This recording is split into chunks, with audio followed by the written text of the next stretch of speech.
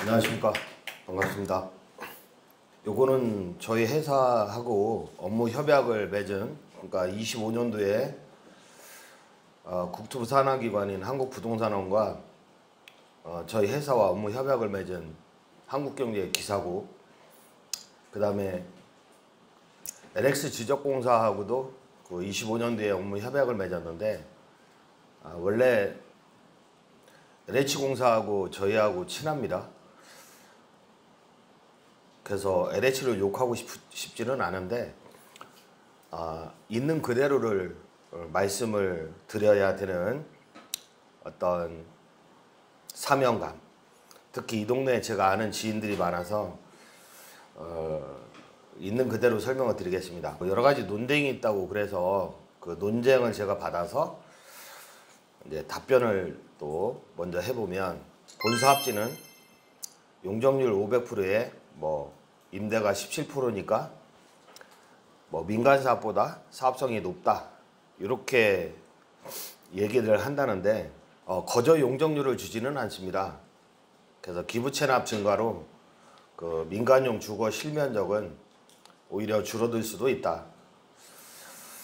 즉 용적률이 500%까지 부여된다고 하지만, 용적률 500%의 인센티브를 받기 위해서 부지 면적의 25 내지 35%를 공공에 내줘야 하기 때문에 그 얘기는 또 쏙 빼죠. 그래서 용적률을 안 받고 임대를 없애는 것이 강남 지역의 추세입니다.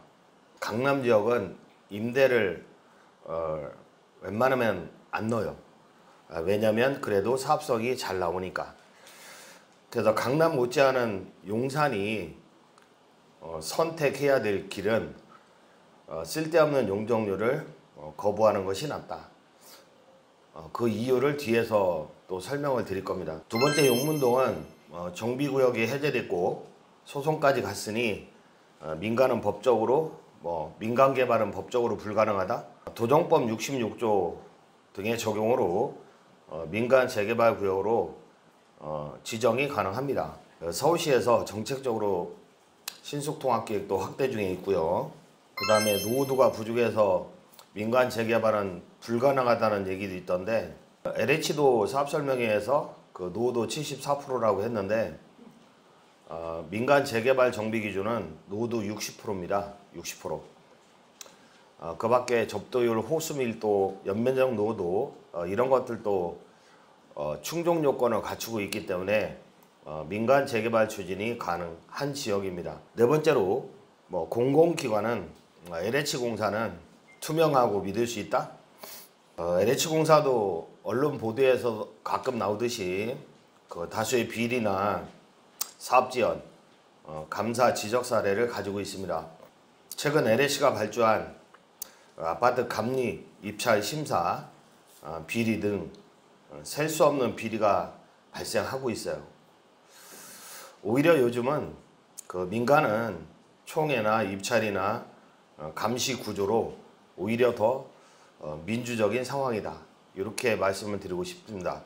그 다음에 LH 설명회에서 제시한 보상가나 분양가가 확정 기준이다.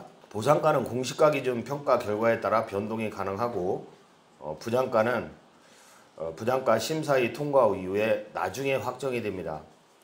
그래서 설명회 수치는 참고 자료일 뿐입니다. 확정 기준이 아니라.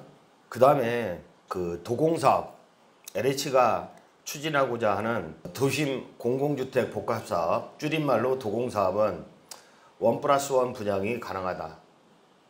근데 민간 재개발은 불가능하다, 이렇게 얘기하는데, 공공의 1+1은 이제 까다로운 조건 충족 시에 적용이 되는데, 특히 2주택 보유자, 양도세로 실현 가능성이 낮다. 저희도 정비 사업을 하고 있는데요.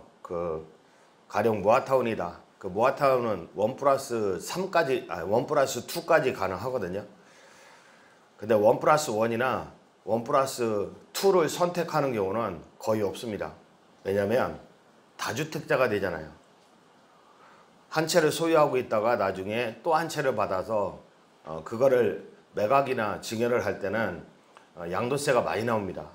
오히려 현금으로 받는 게 낫습니다.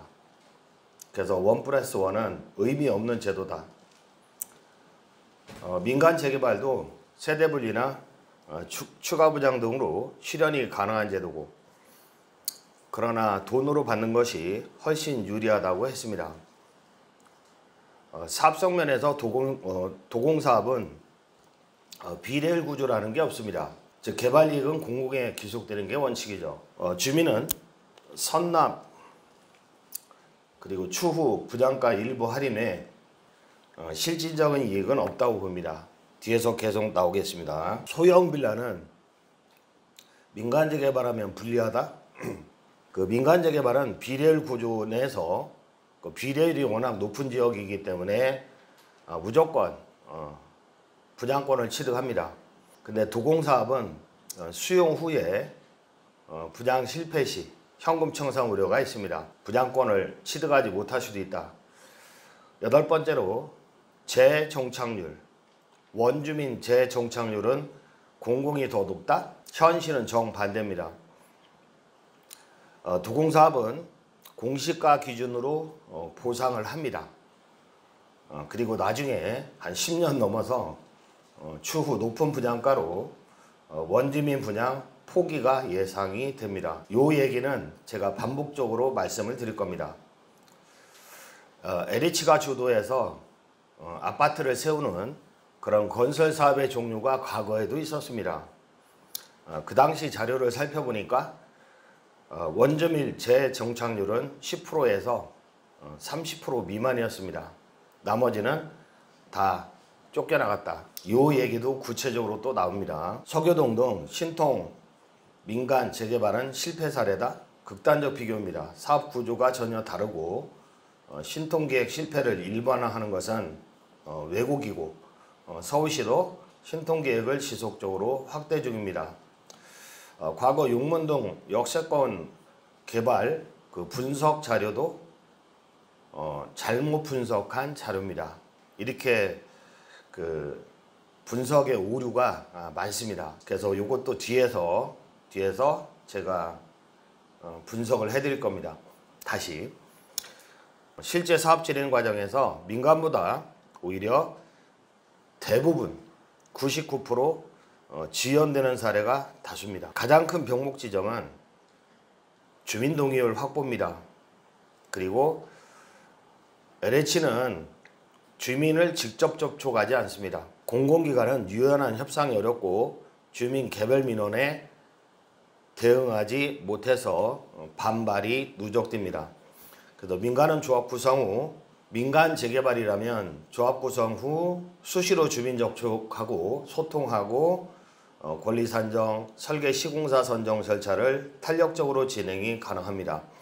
그래서 주민 간 신뢰를 바탕으로 갈등 조정이 유리합니다. 비동의자 강제 수용 논란인데 70% 이상 협의 취득 없이는 협의로 수용 보상금을 순순히 협의로 이제 취득하는 거죠. 수용 보상금을 협의로 지불하고, 이렇게 70% 이상 협의 취득 없이는 중앙토지수용위원회가 강제 수용을 승인하지 않습니다.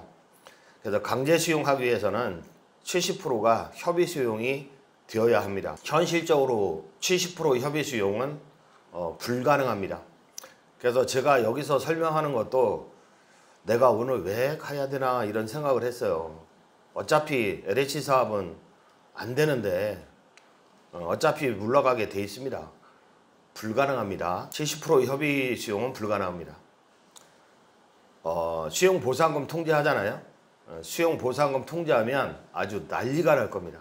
특히 용문동 같은 데는 그렇습니다.